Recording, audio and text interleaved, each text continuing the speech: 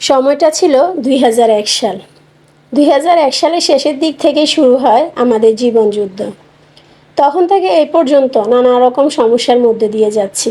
সবসময় ভাবি আর কিছুদিন, আর কয়েকটা মাস, আর কিছুদিন গেলেই সব ঠিক হয়ে যাবে।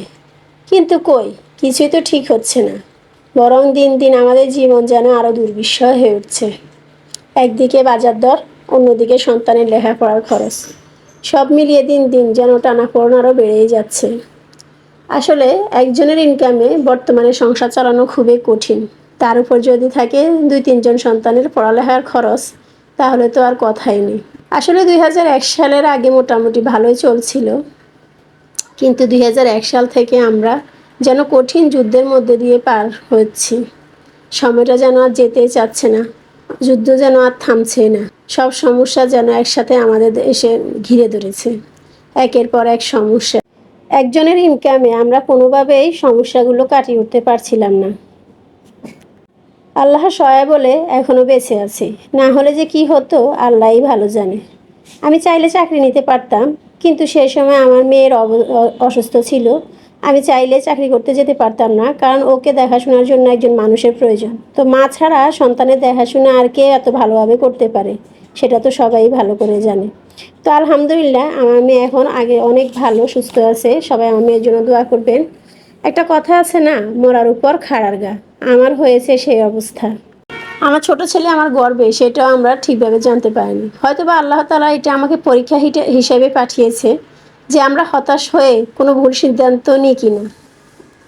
আর যখন সন্তানের কথা জানলাম, তখন তো আমি আরও বেশি চিন্তায় পড়ে গেলাম।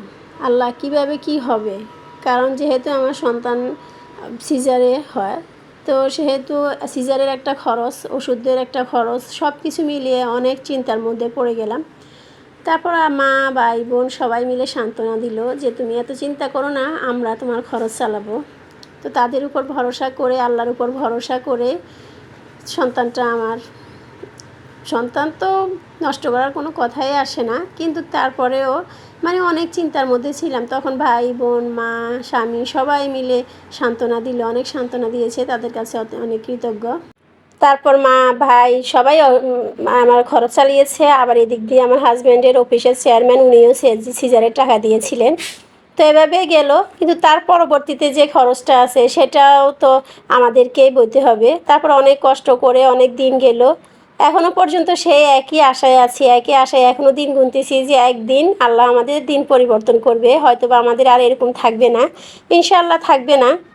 তো অনেক আশা নিয়ে, আসলে আমি যদি একটু ইনকাম করতে পারতাম, তাহলে হয়তো বা সংসারে একটু হাল ধরতে পারতাম, এতটা সমস্যায় জর্জরিত আমাদের হতে হতো না। কিন্তু আমি তো পারছি না, যেহেতু আমার ছোট ছোট বাচ্চা আছে, আবার একটা মেয়েও অসুস্থ ছিল, এতদিন পারিনি, এখন পারছি না ছোট বাচ্চার জন্য।